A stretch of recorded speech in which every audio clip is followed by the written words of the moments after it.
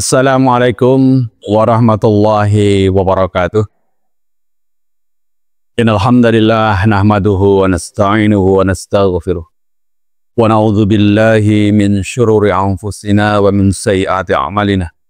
May yahdihillahu fala mudilla lahu wa may yudlil fala hadiya lahu.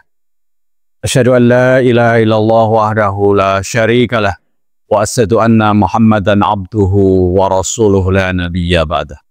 Allahumma salli wa sallim wa barik ala Muhammad wa ala alihi wa sahbihi ajma'in. Para pemirsa yang berbahagia, beberapa saat yang lalu sudah saya sampaikan terkait dengan langkah-langkah sukses di dalam Ramadan. Ketika itu kita sampaikan bagaimana terkait dengan kiasan apa-apa yang harus dilakukan dalam Ramadan. Ada pada puasa yang dianjurkan. Tetapi kali ini saya akan menyampaikan ada beberapa hal terkait dengan Ramadan. Yang pertama adalah makan sahur. Bapak dan sekalian, makan sahur memang barangkali dianggap sepele oleh sebagian orang. Tetapi Rasulullah SAW sudah mengingatkan kita. Dalam hadisnya dari Anas bin Malik radhiyallahu an, beliau menyampaikan, tasaharu fa inna fis sahuri barakah. Makan sahurlah, bersahurlah kalian, karena di dalam sahur ada keberkahan. Kemudian di dalam hadis lain, Rasulullah mengingatkan, as-suhuru aklatun barakatun, fala tada'uhu walau yajra'a ahadukum jar'atan mimma fa innallaha wa malaikatu yusalluna 'alal mutasahhirin. Sahur adalah makanan berkah, maka jangan kalian tinggalkan, walaupun salah seorang dari kalian hanya meneguk seteguk air, karena Allah Azza wa Jalla dan para malaikat bersolawat, berdoa atas orang-orang yang makan sahur. Hadis riwayat Ahmad. Selain itu, Bapak dan sekalian, sahur merupakan pembeda antara orang-orang Muslim dengan orang-orang non-Muslim. Faslu ma baina siyamina wa siyami ahlil kitab aklatus sahar. Yang membedakan antara puasa kita dengan puasa ahli kitab adalah makan sahur. Hadis riwayat Muslim. Oleh karena itu, para pemirsa yang berbahagia, hendaklah kita memperhatikan walau hanya minum seteguk air untuk makan sahur. Para pemirsa yang dirahmati Allah, ada satu momen yang sangat baik sekali yang harus kita lakukan di saat-saat sahur adalah bagaimana kita memperbanyak istighfar. Di dalam surat Ali Imran ayat 17, Allah mengingatkan kita, a'udzubillahi minasyaitonirrajim, as-sabirina was-sadiqina wal-qanitina wal-munfikina wal mustaghfirina bil ashar, yaitu orang-orang yang sabar, yang benar, yang taat, yang menafkahkan hartanya di jalan Allah, dan yang selalu memohon ampun di waktu sahur. Di hadis di ayat yang lain dalam surat Az-Zariyat ayat 18, Allah menegaskan, wabil ashari hum yastaghfirun. Dan di waktu sahur mereka memohon ampun, beristighfar kepada Allah. Oleh karena itu, momen yang baik mungkin setelah makan sahur, hendaklah kita gunakan dengan hal-hal yang manfaat. Di antaranya adalah dengan beristighfar. Bukan dengan melihat TV, bukan dengan bermain HP, tetapi dengan memperbanyak istighfar.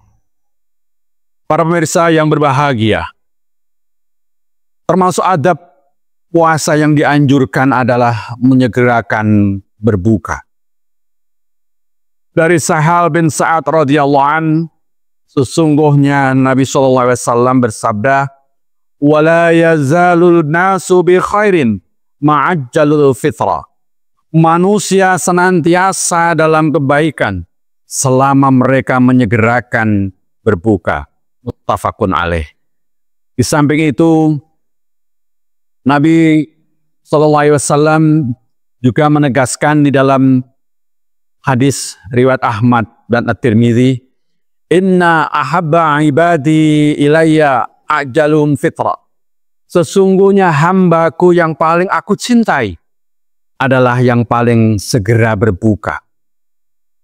Dalam riwayat yang lain, Abu Daud dari hadis Ibnu Umar radhiyallahu an, sesungguhnya apabila Nabi SAW berbuka, beliau membaca "Zahabad dhama'u wabtallatil uruku wa sabatal ajru insyaallah." Telah hilang rasa haus, leher menjadi basah, dan tetaplah pahala insyaallah dari Allah SWT. Inilah Bapak sekalian, sehingga ada sesuatu yang keliru. Kadang-kadang ketika kita akan berbuka puasa sudah membaca dhahabad dhama'u. Tetapi dhahabad dhama'u ini adalah ketika kita sudah membatalkan puasa kita. Begitu azan berkumandang kita mengucapkan bismillah, kemudian kita minum air, sedegu air, ataupun membatalkannya dengan kurma atau yang lain. Kemudian baru berdoa, dhahabad dhama'u wabtallatil uruku wa sabatal ajru insyaallah. Inilah Bapak sekalian, hal yang harus kita perhatikan. Dan juga jangan terburu-buru kita kemudian makan nasi yang berat. Rasulullah SAW mengingatkan kita bahwa saat berbuka itu adalah saat-saat yang mustajab bagi kita sekalian untuk berdoa. Di dalam hadis riwayat Ahmad dan At-Tirmidzi, Rasulullah mengingatkan kita, ada 3 golongan yang tidak ditolak doa mereka. Orang yang berpuasa saat berbuka, pemimpin yang adil, dan orang-orang yang teraniaya.